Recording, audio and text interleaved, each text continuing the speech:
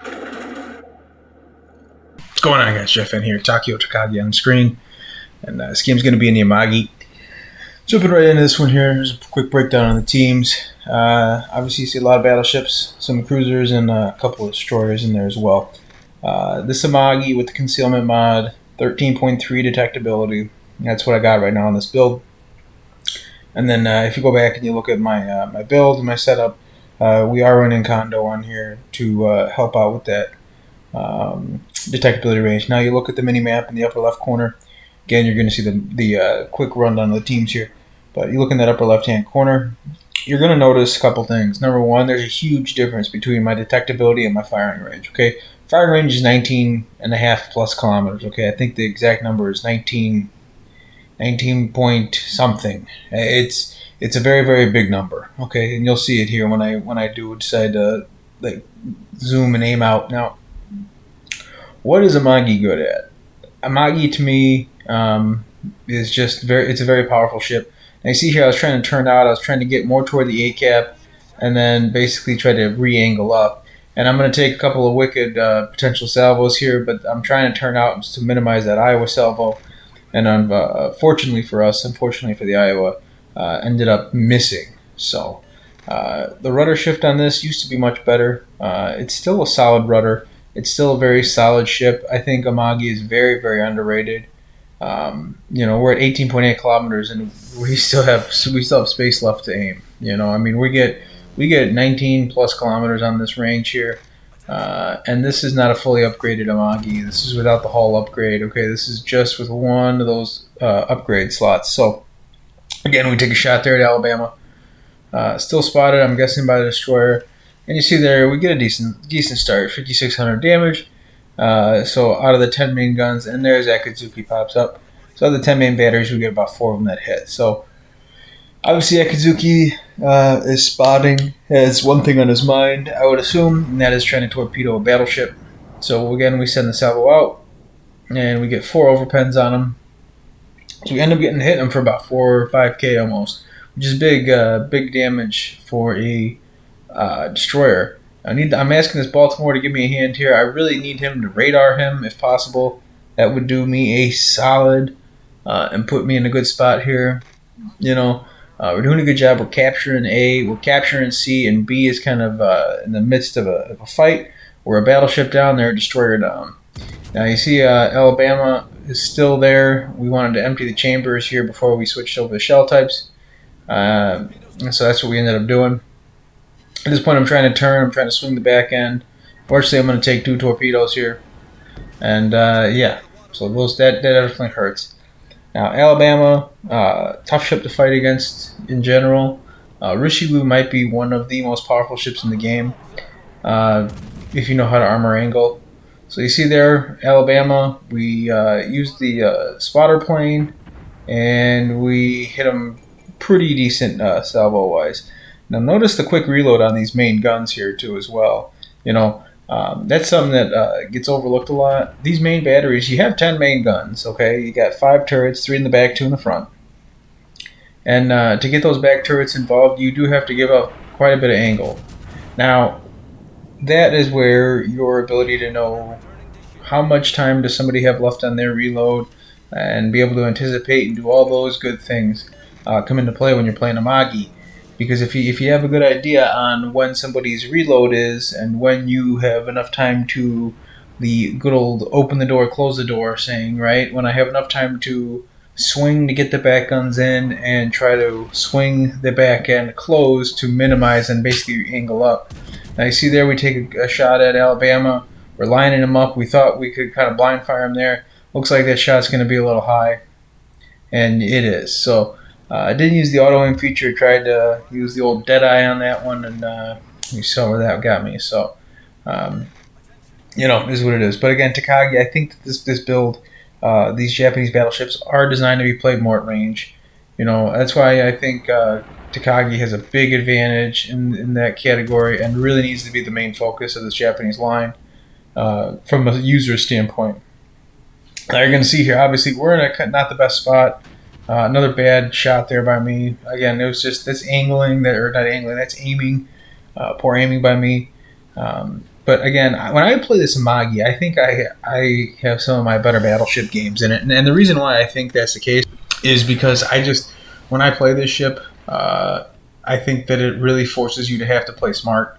You can't just be going gung-ho and giving broadside and doing all that. And you're seeing there good turret rotation on the main guns. Obviously we're not out-turning the turrets completely, but it's not the easiest thing for them to keep up with. But again, you saw the rear turrets turn from the left side of our ship all the way to the right side in a relatively decent amount of time. Now you see Georgia here, another decently angled ship that we could probably get a shot off at, and we're going to in a second. And a big thing that I've talked about before in this game, and I'm going to keep talking about, the concealment mod on battleships. A lot of people say, you don't need a concealment mod, you don't need this, you don't need that. You're going to be spotted most of the game.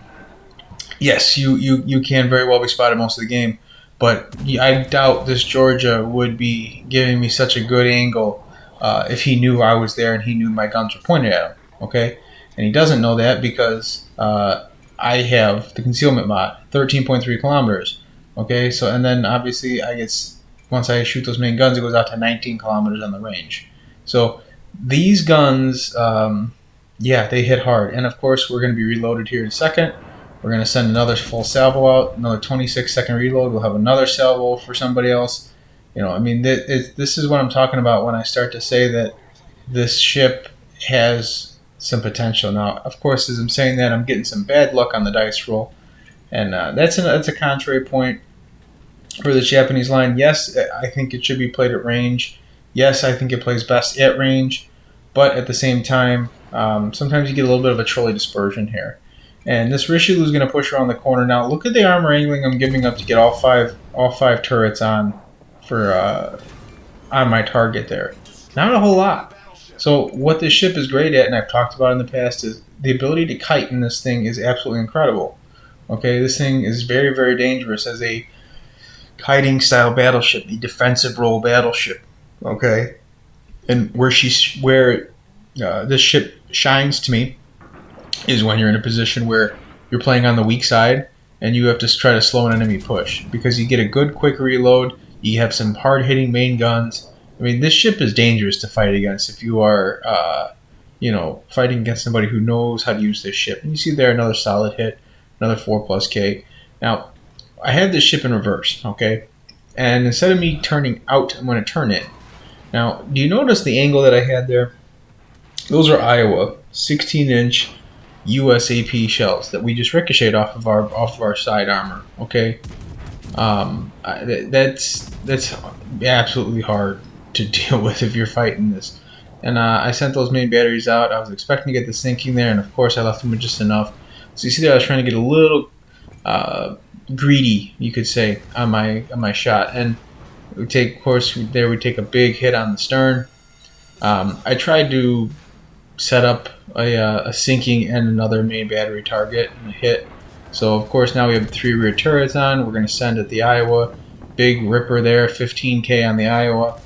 And we are now getting fires. The secondaries are chiming in. We're getting some good secondary damage here. Amagi, and this is also my point, while Amagi, in my opinion, plays best at range, do not sleep on Amagi's ability to, when well angled, get up and get into a fight. You can brawl relatively well in this ship. Okay, we get a turret knockout there, and of course the torpedoes, friendly blue torpedoes, force Iowa to move forward, which means they'll be able to kick those front guns in. Hopefully, I'm aiming for that belt line and of course there you go. There it goes. Good job by the team there to focus fire. We end up wiping this guy out up to 112,000 damage, 2 sinkings, 2 fires with those 27 secondary hits. So, again, it adds up. It is a difference, whatever you want to call it.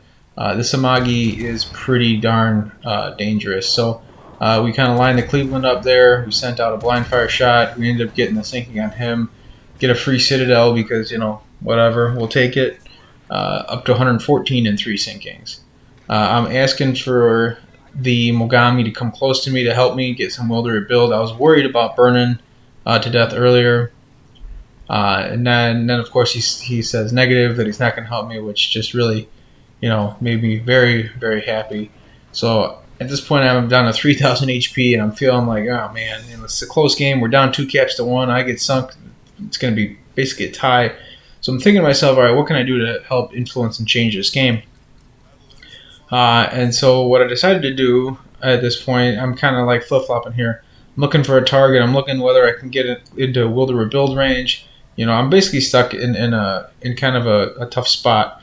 And the conclusion I come to is I got to get into this B cap to stop the accrual of red points on the B cap. Even if I don't take the B cap, I just need to get into it and prevent them from gaining points off of it. So what I'm going to do is I'm going to use my concealment mod. Okay, 13.3 kilometers. I'm going to try to get behind this island before Georgia sees me. Okay, and I'm basically just going to try to just stop the accrual of points. And if we can do that, then we have our ship advantage. We have a 100-point advantage. Maybe we can flip the cap. If we don't flip the cap, at least it's not a loss, a 3-point loss every time. Okay, so that's where I'm at. I only got 11k health. Not a whole lot here. Okay, and this Georgia, if he lines up a good shot on me, could absolutely tear me apart. So we're trying to line up this shot here, and we may end up coming to the conclusion that Georgia's given too good of an angle for us not to take a shot, and I messed up and flubbed that shot. So that's unfortunate by me. And right about here, I get a little concerned that that the Odin has a little too much angle on me, so I slow up, right? I try to angle in a little bit there. I let the turrets catch up. Then I'm going to start sending a salvo at Odin here. And there goes a full salvo at Odin. Nope. He's coming toward me, so I'm going to aim and angle a little better. Georgia is once again still in the B cap. We're up 4 ships to 3, and we have a big hit there, 8k. Odin throws 2k back at us. Not the end of the world for us. This is part of a blunder by me because we got lucky here. Georgia obviously got taken down with torpedoes, so that takes a little bit of pressure off, and we have our friendly destroyer in the B cap. Now, obviously, if he didn't get in the B cap, we would still be losing points. I'm on the verge of going down here. I'm expecting to go down here soon. So, this is all things that I'm concerned about. You see that we get high caliber anti-Confederate metal. 6k health is all we got left. Now, he just took a wicked salvo, and I don't know who he took it from, but somebody absolutely decimated him. So, whoever that was, thank you. You just bailed me out. Again, Odin is still pushing. At this point, not much else he can really do. We hit him again with another couple shells up to 136,000 damage, 3 sinkings. And Odin should be going down here shortly. There he goes. That's a friendly Georgia. I think I'm going off of a guess here and saying that the friendly Georgia was what slapped him a little bit ago for like 20-something K. So, again, we're staying alive. We're fighting. We're in this, we're still in reverse. I'm turning it in to try to get all the guns on. We throw the spotter plane up there. We throw a big salvo. Look at that dispersion. Pretty good dispersion on those main batteries. Baltimore. And unfortunately, I misaimed my shot. He was sailing a little more toward me than I was expecting him to. And so, again, that shot was a little high and, just bad aiming by me. So we're going to get another salvo off here with our spotter plane up. And we take it, and that one looks to be a little bit better, a little more on target there. Let's see if we get a better result. And we do. It's going to do it for us in this one, 146,000 damage, decent amount of metals and whatnot. 4 sinkings, 1 shy of the Kraken, but hey, we don't really care so much about the Kraken. Team did a good job. We ended up pulling out the win. So again, if you guys liked the video, leave it a like, subscribe to the channel. We're going to have video coming out every other day, and I'll see you guys out on the high seas.